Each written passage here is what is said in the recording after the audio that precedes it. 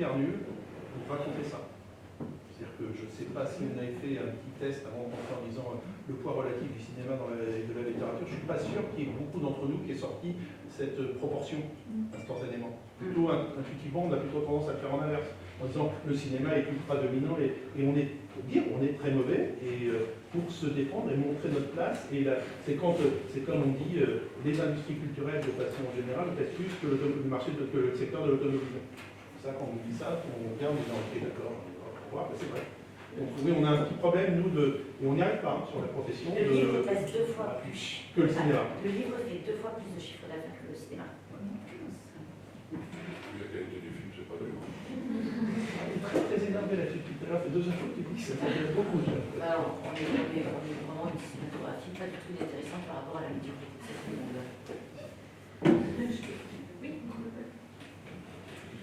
Est-ce qu'on a vous avez forcément une idée de l'évolution dans le temps de ces parts de marché? Parce que si on considère longue période, prenons 30 ou 40 ans, les budgets de coopération culturelle se sont effondrés. Autant on croisait assez facilement dans les années 80-90 des romanciers dans les ambassades, dans les instituts français, autant ces budgets sont tellement cassés la figure que aujourd'hui il n'y en a quasiment plus. Alors, est-ce que vous l'avez senti c'est-à-dire ce défaut de soutien public, non pas du centre du livre, mais des recettes, est-ce que vous l'avez senti? Et comment ça se situe sur 30 ou 40 ans, ces chiffres que vous venez de donner, quelle est la tendance?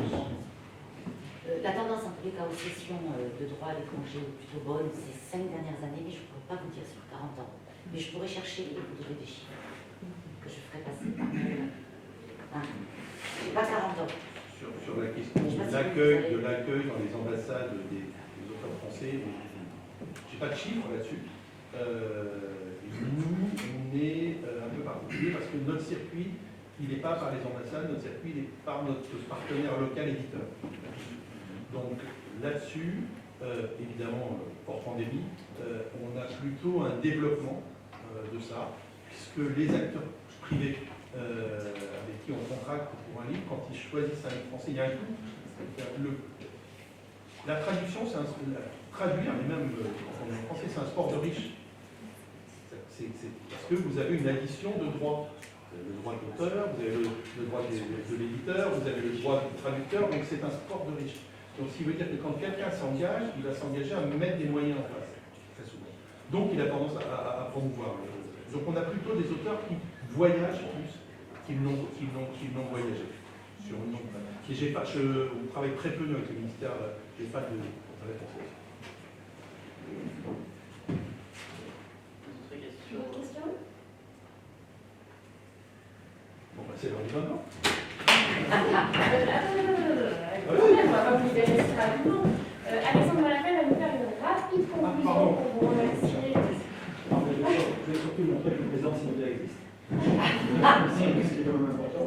Puis je vais avoir le plaisir pour une fois, de contredire ma directrice des études et des relations internationales, puisque je suis une amie qui n'avait pas de culture chez Sinopia. On ne travaille pas spécifiquement sur les cultures, mais il y a de nombreux auteurs. Il y a au moins chez Sinopia une vingtaine d'auteurs. Alors, en tant que président fondateur, je suis le premier auteur qui a écrit des bouquins, des romans notamment, grâce à Jean Brousse, qui est là-bas, puis Philippe Robinet, qui est là. Alors, je n'ai pas de gens. Je crois que les agents font pas le bonheur. Je travaille en direct avec les éditeurs, mais je suis peut-être réjoui sur ça.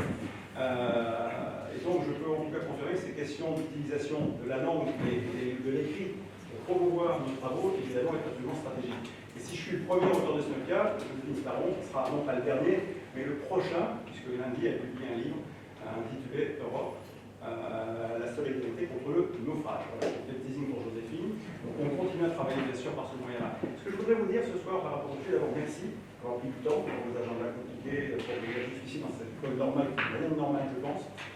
Mais pour vous dire que le sujet en revanche de l'influence française est un sujet qui nous préoccupe depuis pratiquement le départ de la création de Sinopia.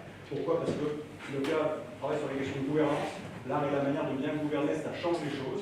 Et dans un pays comme la France, ce qui fait quand même notre identité, c'est aussi notre image, notre capacité de rayonnement et d'influence. Mais ça, pas simplement pour montrer qu'on est beau et qu'on est formidable, parce que derrière tout ça, il y a une puissance, il y a un narratif qui qui peut être très utile. Les Américains l'ont parfaitement compris, à tel point qu'en effet, l'arme de Hollywood a été un moyen extrêmement puissant pour eux, pour projeter leur image dans le monde, mais pas simplement au travers de l'American Way of Life.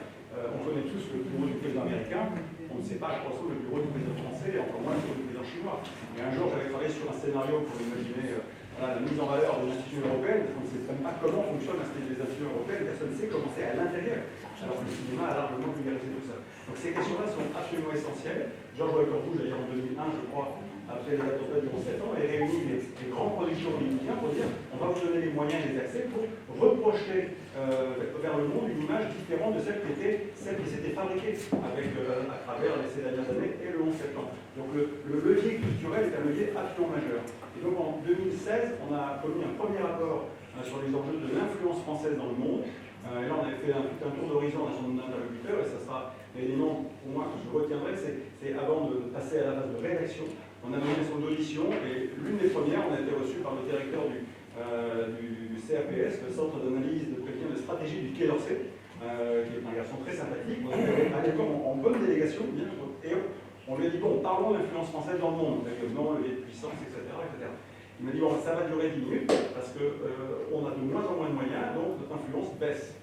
Voilà. Et donc, le fait que la question stratégique, que ce soit sur les questions qui touchent à la littérature, que ce soit sur les questions qui touchent au droit, le droit est une arme d'influence absolument considérable. Entre le common law et le droit romain, l'occupation d'espace qu'on peut faire au travers du droit, c'est phénoménal. Bien sûr la littérature, bien sûr le cinéma, bien sûr la francophonie, bien sûr tout ce qui touche effectivement au patrimoine, à l'art, à la façon de vivre, à la façon d'être, mais aussi aux valeurs. Tout ça c'est essentiel, mais il faut des moyens. Alors nous on a la chance en France d'avoir des idées, des talents, parce que l'édition française montre qu'on a un énorme paquet. On a des éditeurs extraordinaires aussi, des gens qui savent très bien faire ce métier. Et derrière, quand il s'agit effectivement d'accompagner, de promouvoir à l'étranger, il y a un vrai sujet. Les ambassades dont on parlait tout à l'heure, c'est dramatique. C'est-à-dire qu'on a coupé petit à petit les vivres des réseaux diplomatiques dans une dynamique qui est effectivement une dynamique de gestion. Comment on gère l'hôpital, comment on gère nos services publics, effectivement, c'est-à-dire on fait des économies parce qu'il faut faire des économies, parce que c'est Bercy à la fin, c'est effectivement de ce qu'on veut, de ce qu'on ne veut pas dans les structures de l'État français. Et prenons un exemple tout simple, qui est corollaire à celui que vous avez dit tout à l'heure. On a petit à petit fermé les résidences des ambassadeurs, y compris dans des grands pays. Alors il faut savoir qu'un ambassadeur français, il a en général une belle ambassade, et à côté de ça, il a aussi une belle résidence. Mais dans la résidence, ce n'est pas la même chose. Dans la résidence, il ne reçoit pas de la même façon que ce qu'il va pouvoir faire dans les locaux professionnels de l'ambassade. Il a les moyens pour travailler, il a les moyens pour recevoir. Pardon? Ah ben moi, je l'ai constaté physiquement. Ah, mais j'ai constaté ça aussi, mais en fait, c'est pas comme ça qu'on travaille. Oui, mais enfin, en tout cas, vous avez dit... C'est pas forcément avec une lettre. D'accord, mais... Ils ont trop cru. Oui, mais vous avez raison, mais moi j'en ai vu un certain nombre sur le terrain. Objectivement, ce qui se passe dans les résidences et ce qui ne se passe pas dans l'ambassade est potentiellement très utile. Et à un moment donné, quand on ferme des lieux de représentation et de rayonnement, il ne faut pas s'étonner qu'effectivement ça a des conséquences. Quand on empêche effectivement les ambassadeurs d'avoir un message suffisamment important pour faire le job, ça pose de fait un problème. Et ça, ce problème-là, à mon avis, il y a récurrent sur toute une série de structures de l'État français. Donc oui, on a les talents, on n'a pas assez les moyens, donc il faut continuer à faire très bien pour essayer de faire rayonner la littérature française. Et si nous, on peut aider à un moment donné à porter des messages pour faire en sorte qu'on essaie de mieux accompagner cette capacité d'influence et de rayonnement, on sera volontiers prêt à le faire parce qu'en effet, c'est quand même absolument essentiel. On est en train de défendre ce vieux monde qui pour l'instant a quelques difficultés et le rayonnement par la culture et par la langue, ça reste essentiel. Donc merci de ce que vous faites et puis j'espère qu'on aura l'occasion de prolonger ces discussions, y compris dans une ambassade.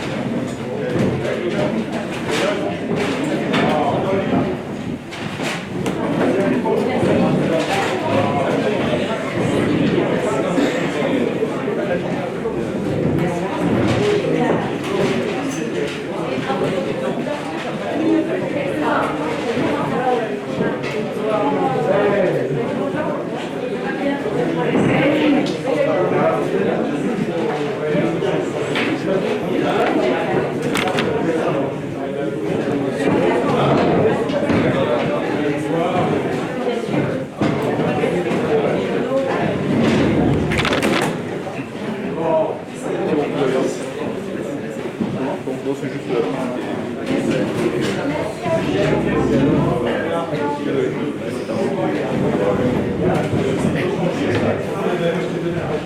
Comment vas-tu? Ça va bien? Ça fait longtemps qu'on ne se voit pas. Bah oui,